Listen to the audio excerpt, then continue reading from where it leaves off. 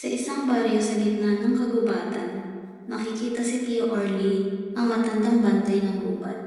Maraming kwento ang kanyang isinasalaysay tungkol sa mga hayop, lalo na tungkol sa huling agila na balot ng hiwag.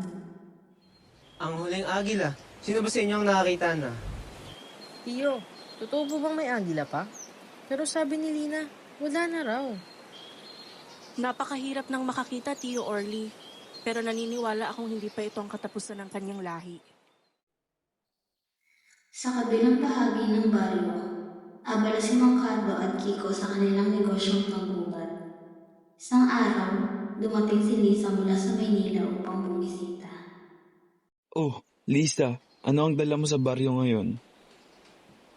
Tatay, gusto ko malaman ninyo ang halaga ng kagubatan para sa kinabukasan. Hindi natin pwedeng ubusin ang likas na yaman. May seminar ako sa Maynila tungkol sa pangangalaga ng kalikasan at marami akong natutunan. Ganun ba, Lisa? Ano kaya ang ating magagawa? Sa pagtatapos ng araw, nagpunta si Kaloy at Lina sa mataas na bahagi ng gubat. Umaasang makakatagpo muli ng huling agila. Kapag makakita muli tayo ng agila, ano kaya ang sasabihin nito sa atin? Siguro ay magpapasaklolo ito sa atin. Kailangang makita ulit ito ng tao para mapagtanto ang halaga ng kanilang ginagawa. Sa baryo, naglunsad ng isang pagpupulong tungkol sa pangangalaga ng kalikasan sa pangunguna ni Lisa at Tio Orly. Ang ating kalikasan ay hindi lamang dito nagtatapos, pati ang ating kinabukasan nakasalalay dito.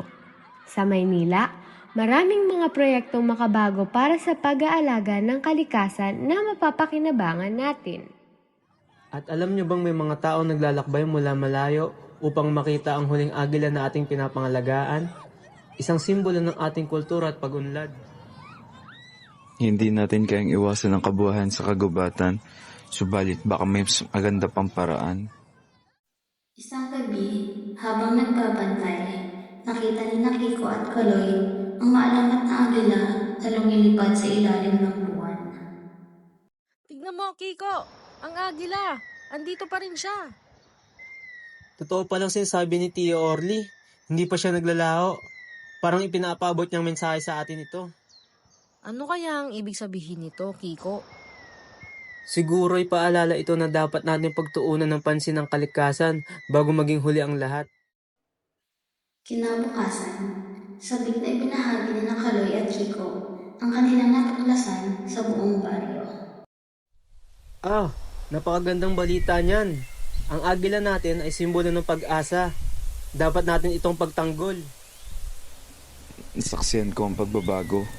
Simula ngayon, magpapatupad tayo ng mga hakbang upang masustentuhan ang ating mga gawain sa kagubatan. Tama, tatay!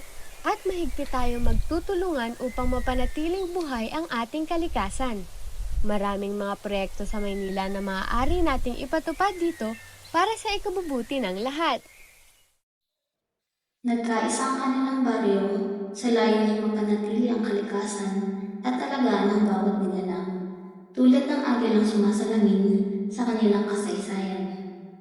Parang nung nakakita tayo ng agila, doon ko naramdaman ang sinseridad ng ating misyon.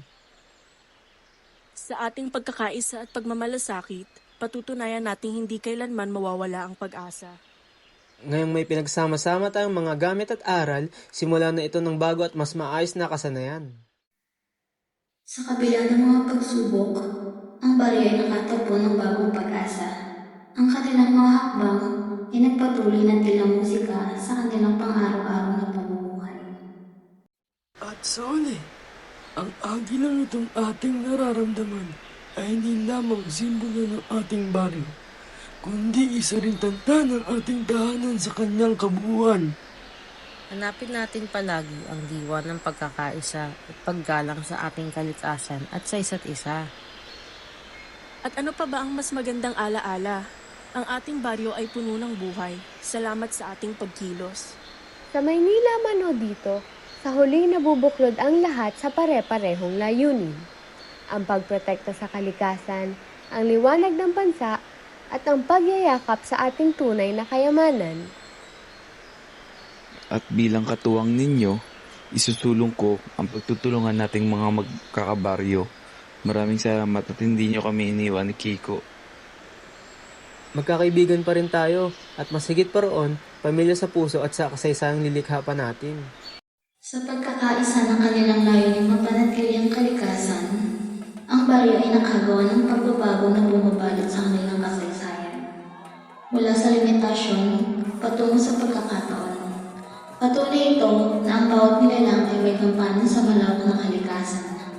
Hanggang sa huli, ang baryo at ang huling agila ay magkatuwang na nagbabago at bumubuo ng kwento para sa mga hinaharap.